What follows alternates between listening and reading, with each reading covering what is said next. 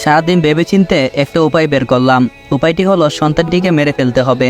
যেই বাবা সেই কাজ। রাতে যখন 2টা বাজে এমন সময় ঘুম থেকে উঠলাম এবং হাতে একটা ছুরি নিয়ে রওনা দিলাম মেঘার উদ্দেশ্যে। প্রায় 10 মিনিট পরে গন্তব্যস্থানে এসে পৌঁছালাম। দেখতে পেলাম মেঘা তার সন্তানকে বুকে চড়িয়ে গভীর ঘুমে আসক্ত হয়ে আছে, যা দেখে আমার মনে একটু মায়া হলো। পরক্ষণে ভাবলাম এখন তো মায়া দেখালে কাজ হবে না, যা করার এখনই করতে হবে। এইটা ভেবে ছুরিটা বের করে যেই না মারতে যাব এমন সময় পিছন থেকে কেউ বলে উঠল, দর্শন করার পরে আবার তাকে খুন করতে এসেছিস, তোর এত বড় সাহস। কথাটি শুনি পিছনে তাকিয়ে দেখি একজন মহিলা এসব কিছু বলতেছে।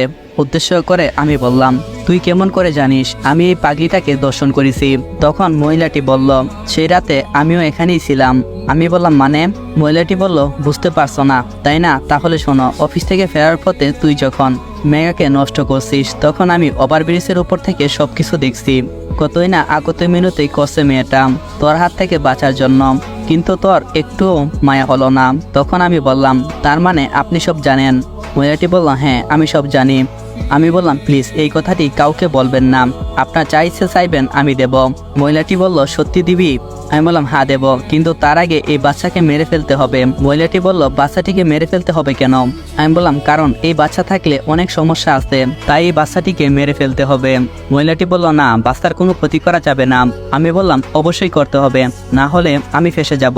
তখন আমাকে বাঁচানোর মতো কেউ এগিয়ে আসবে না। তখন মহিলাটি বলল, বলছি না বাচ্চার কোনো কিছু করা যাবে না, এর চেয়ে তুই এই এলাকা থেকে অনেক দূরে চলে যা, এসব কেউ জানতে পারবে না। তখন আমি বললাম, না আমি এই শহর ছেড়ে কোথাও যাব না। মহিলাটি বলল, চলে যা বলতেছি।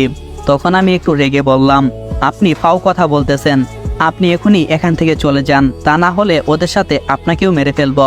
মহিলাটি বলল, কি তোর এত বড় সাহস আমাকে হুমকি দিস? আমি বললাম, হ্যাঁ চলে যান এখান থেকে, আমার কাজ আমাকে করতে দেন। মহিলাটি বলল, আমি কিন্তু এখন চিৎকার করব।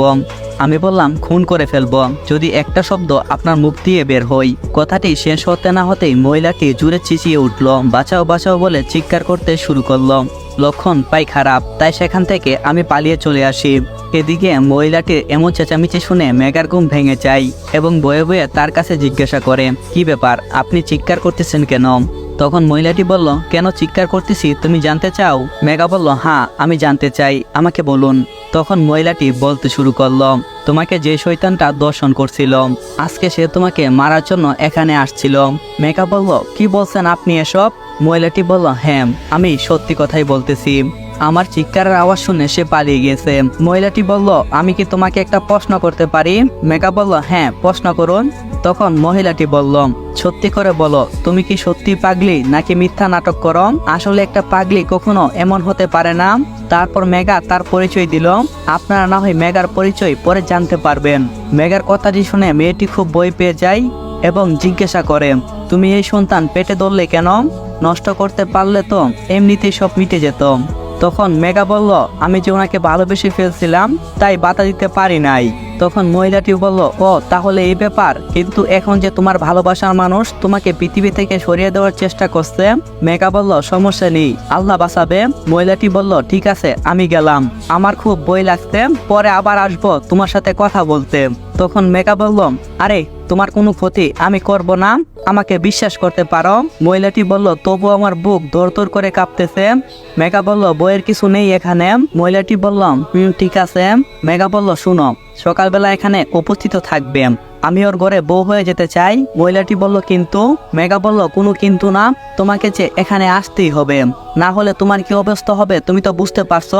মহিলাটি কাপা কাপা কণ্ঠে বলল, আচ্ছা আমি আসবো, কিন্তু এসে এখানে কি বলবো? মেঘা বলল, বলবে আমার সাথে যা যা হয়েছে সবকিছু তুমি তাদেরকে খুলে বলবে। মহিলাটি বলল, আচ্ছা ঠিক আছে, আচ্ছা এখন তুমি আসতে পারো। মেঘার এই কথাটি শুনে মহিলাটি দৌড়ে সেখান থেকে পালিয়ে যায়। এবার সবাই ভেবে দেখুন মেঘা কে হতে পারে। এদিকে আমি বাসায় এসে ভাবতে লাগলাম, এখন যদি এই মহিলা সবাইকে বলে দেয় আমি তাদের হত্যা করার চেষ্টা করছি, তাহলে কি হবে? এসব হাজারো চিন্তা ভাবনা যেন তার মাথায় ঘূর্ণিঝড়ের সৃষ্টি করলো। সেই রাতে আর আমি ঘুমাতে পারলাম না। পরের দিন সকালবেলা